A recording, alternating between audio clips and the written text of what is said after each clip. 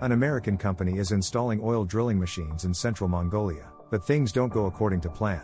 Equipment often breaks down, and the project might get closed. The manager named Patrick is in charge of everything. The man is nervous about what is happening. Patrick and a worker named Talai have a secret. They want to quietly take out some cargo from the factory, but the authorities should not know about it. For now, Patrick orders one of the workers to stay outside and fix the pump. The worker hears strange noises behind him. Suddenly, a huge worm bursts out of the ground. It swallows the man and crawls back, leaving a large hole in the ground. The next day, a treasure hunter named Daniel tries to escape by car from a gang of local thugs. The bandits almost manage to lure the guy into a trap, but then a police car drives up to the scene. The thugs threaten Daniel but leave soon after. The guy chats with a policeman named Timur. It turns out that Daniel has been excavating in Mongolia for 6 years, and finally he has found the right clues. The leader of a local gang named Colin is afraid that Daniel will not share the treasure with him, so sometimes he sends bandits to scare the guy. Timur asks Daniel to be careful. Meanwhile, in the Mongolian village of Epilogue, an epidemic of a strange disease similar to cholera flares up. This is due to contaminated water. The patients are cared for by doctors from the Doctors of Hope organization. An elderly Mongolian woman suffering from cholera says that huge underground worms are to blame. A doctor named Steffi does not believe in the existence of these mythical creatures. The medicines are running out and Steffi is waiting for the arrival of 2 other doctors with medicines. These doctors are named Alicia and Philip. Their car broke down halfway to the village. Police officer Timur drives up to the doctors, but he is not ready to give them a lift to Epilogue, as he is in a hurry, responding to a call from another village. Daniel drives by. Timur stops the guy and asks him to take the doctors to Epilogue. At first, Daniel does not agree, because he needs to do excavations. But then he realizes that doctors can be asked for money for travel. Alicia and Philip reluctantly pay Daniel and get into his car. At the oil depot, workers begin to disappear. Talai discovers a deep hole in the ground and reminisces about the worms from Mongolian legends. Locals believe that the monsters were awakened by the oil company's drilling machines. Patrick does not believe in these stories, but he is annoyed that rumors about the disappearance are spreading, and the workers are starting to strike. Immediately, corporate boss Mr. Bixler arrives at the base. Because of this, Patrick is even more nervous, because he and Talai did not have time to take out the secret cargo from the basement. However, Patrick goes to give Bixler a tour. During the rounds, Bixler doesn't understand why things are going so badly. The enterprise works as follows. Pumps supply hot water to the mine. The water melts the permafrost underground and reaches the shale. After cleaning the substance from clay, the company receives crude oil, which it sells. But ever since Patrick took over here, the water pumps keep failing. Because of this, the corporation can go bankrupt. Patrick explains that every day his workers go missing and equipment breaks down due to electrical interference of unknown origin. The working Mongols explain these oddities by the awakening of huge worms. While the men are talking, a small earthquake occurs. Soon alarmed Bixler nevertheless decides to take a rest. Taking advantage of his absence, Patrick and Talai continue to look for ways to quickly sell their cargo to smugglers. Evening comes. Daniel and the doctors don't get to Epilogue in time as the car stalls. Daniel explains that the engine needs to cool down a little to continue the ride. In addition, the local roads cannot be traveled during darkness, as smugglers travel along them.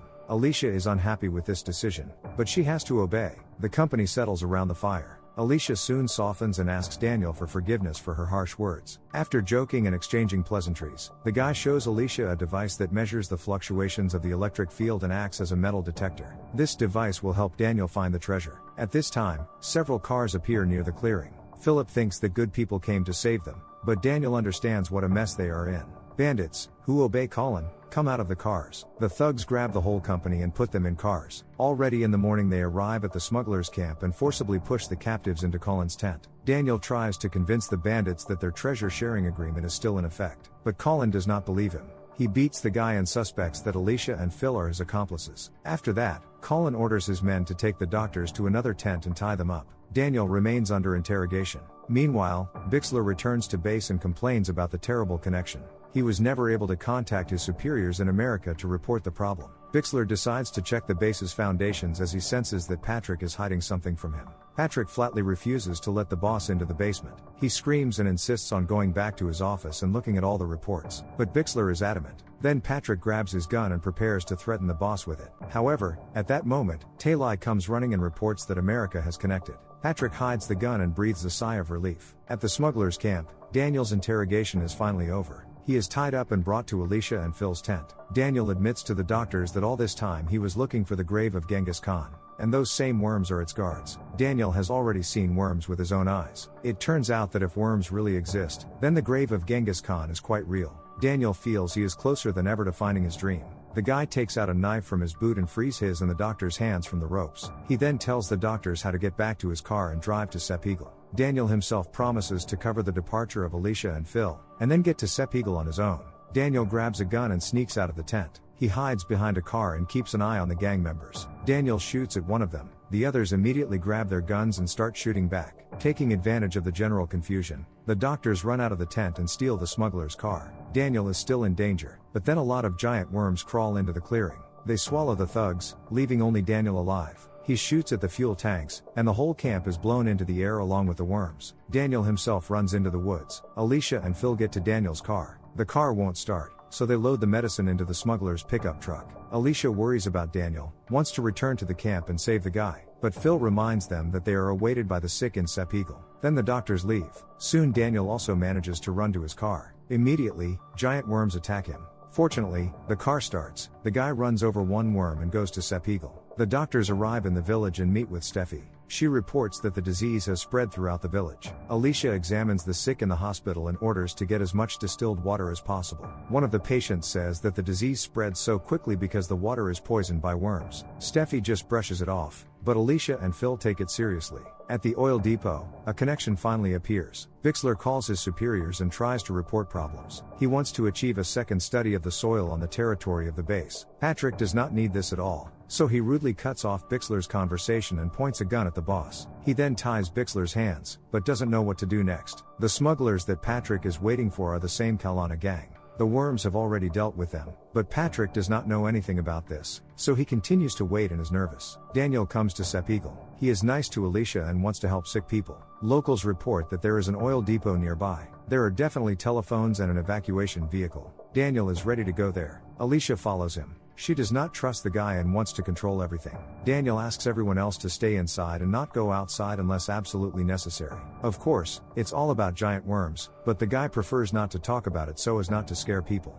Patrick takes Bixler to the basement, ties him to a chair, and covers his mouth with duct tape.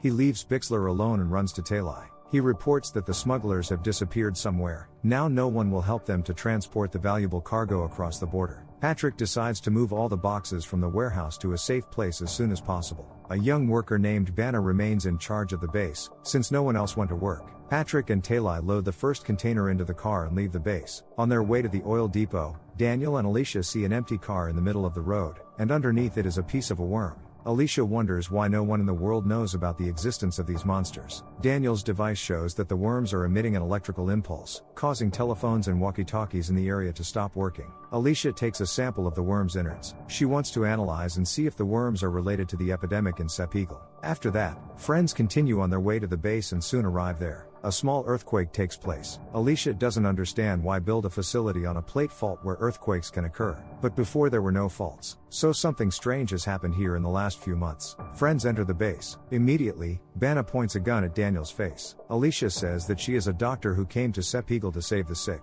Banna lowers his weapon, because he himself comes from Epilogue. Suddenly, a huge worm appears at the entrance to the building, and Banna lets the friends into the base without any hesitation. He leads Alicia to the phone, but there is no connection. Banna talks about how oil is produced here. Due to the fact that a lot of hot water was constantly pumped underground, the underground glacier melted. This brought the ancient ringworms out of hibernation. Now it becomes clear why no one has seen the worms before. And after drilling, they got out. If the drilling process stops, the worms will stop waking up and crawling out of the ground. Those worms that have already hit the surface will live no more than a week. This means that the enterprise must be stopped immediately. This will stop the cholera epidemic.